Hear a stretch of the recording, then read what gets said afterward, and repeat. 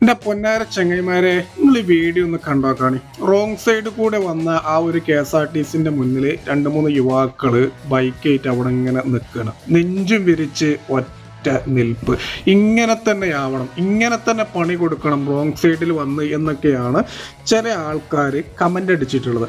എന്നാൽ മറ്റുള്ള ആളുകൾ പറയുന്നത് എന്തിനാണ് അങ്ങനെ ബുദ്ധിമുട്ടാക്കുന്നത്? ആ ഒരു ബസ്സിൽ ഒരുപാട് യാത്രക്കാരുണ്ടാവും, അതിൽ അത്യാവശ്യമായിട്ട് പോവേണ്ട ആളുകളുണ്ടാവും, ചിലപ്പോൾ ഹോസ്പിറ്റലിൽ പോവേണ്ട ആളുകളുണ്ടാവും. അപ്പം ഇങ്ങനെ ബ്ലോക്ക് ആക്കേണ്ട ആവശ്യമുണ്ടോ? ഒന്ന് മാറിക്കൊടുത്തൂടെ എന്നുള്ള അഭിപ്രായവും ആളുകൾ പറയുന്നുണ്ട്.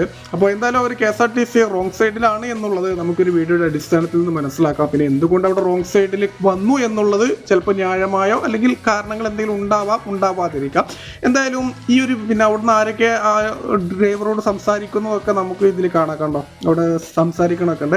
അപ്പോൾ എന്തായാലും ഈ ഒരു വീഡിയോയെക്കുറിച്ച് നിങ്ങൾക്ക് എന്താണ് പറയാനുള്ളത്? തീർച്ചയായിട്ടും ഇവിടെ ആരുടെ ഭാഗത്താണ് തെറ്റ് എന്നുള്ളത് ഒന്ന് കമൻറ്റ് ബോക്സിൽ രേഖപ്പെടുത്തും.